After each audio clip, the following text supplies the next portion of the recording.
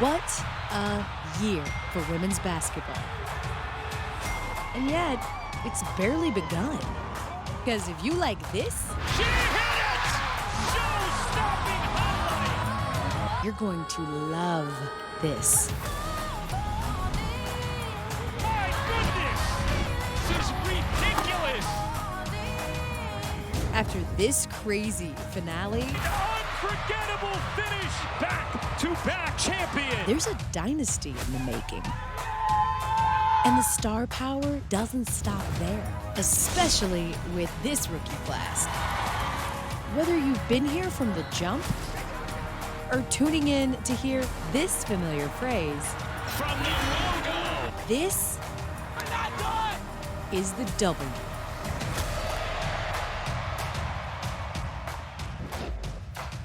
The 28th WNBA season begins tonight with Caitlin Clark and the Indiana Fever, her debut against the Sun. That's at 7:30 Eastern. And then the Aces begin their quest for a three-peat against the Mercury. Coverage begins with WNBA Countdown at 7. That's on ESPN2. And Clark spoke just hours ago about any Game 1 nerves maybe that she has. Spoiler alert, there are none. I don't think it's any different from college. Like, I played in front of sold-out crowds literally every single game, so these environments don't, scare me or impact me at all. I think it's just embrace it, enjoy it. I'm sure there will be just like a lot of basketball fans here that really appreciate the game. So for myself, that's, fun to play in front of. Coach talked about how she wasn't able to sleep last night, first game jitters. What is your nervous level like, or just anxious to get out on the court tonight? Yeah, I think I slept really good, honestly. I don't feel like nervous or really anxious. I think I'm just like excited more than anything. Holly Rowe, the Hall of Famer, she's going to be on site for this one. We're less than 4 hours away from the official beginning, Holly, of Caitlin Clark's career. You have been on the sidelines, in the building for so many tips to the WNBA season, but what makes this one different? I really was honestly trying to think back in my mind, when have we seen this kind of hype, this kind of excitement? And I don't think we've had it since the opening season for the WNBA. So much excitement coming off that Atlanta Dream Team in 1996, all of the excitement with that group and starting the WNBA, but this feels a little bit bigger and a little bit more impactful because honestly, a lot of people may be coming for Caitlin Clark, but this whole rookie class is bringing excitement from Cameron Brink, Angel Reese. There are a lot of big-time stars who are going to translate to the W. So new eyes, new fans, it's all great. But there is a bigger buzz for tonight. There is an intensity in security. There are more cameras, more media people, more media passes.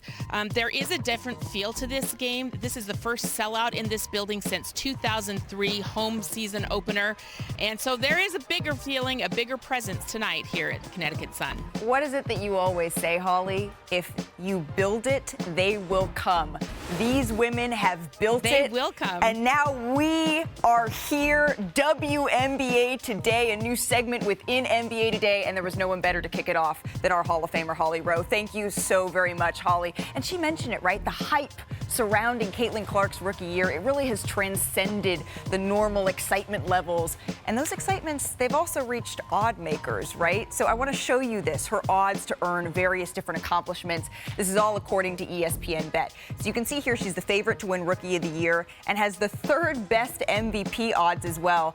Only one player has ever won MVP as a rookie. It was Candace Parker, of course, in 2008. Now with the existence of Asia Wilson, of the Aces, I'm not sure that these are going to come to fruition. But again, taking a look at these odds, it just speaks to how much excitement there is for Caitlin Clark in the W, to see how her game translates. That's sort of been the conversation, right, since she was in college, is what is it going to be like at the pro level? These women, they're a different level than sort of the defenses that she faced in college. So it's going to be very interesting to see how her game has adjusted. Of course, in the preseason, she dazzled. The question is whether or not she's going to be able to do that as the intensity levels continue to rise. Speaking of, our Monica McNutt, she is joining us now. Based off the odds that we are seeing, Monica, the expectations for Caitlin, they are sky high. They are for her to be one of the best players really here from day one. What's in store for her when she enters the W?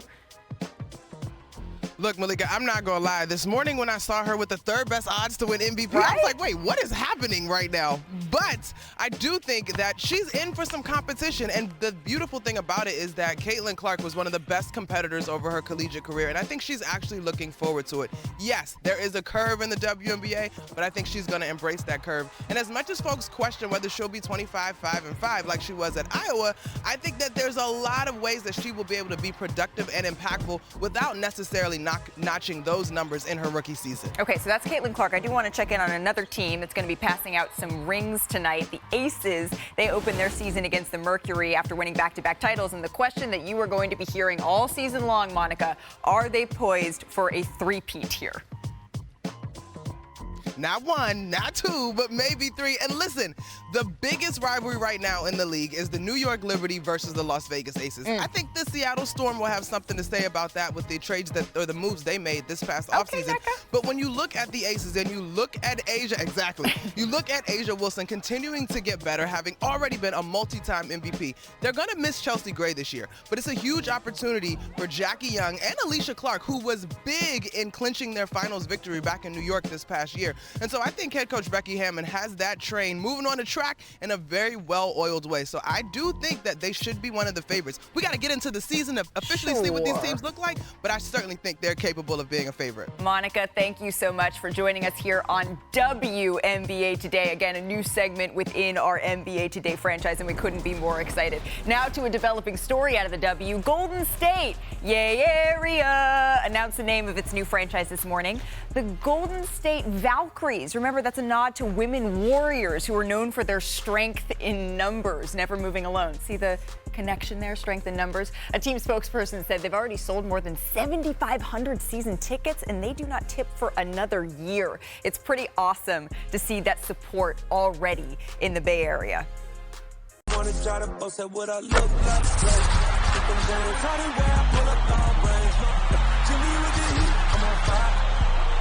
NBA,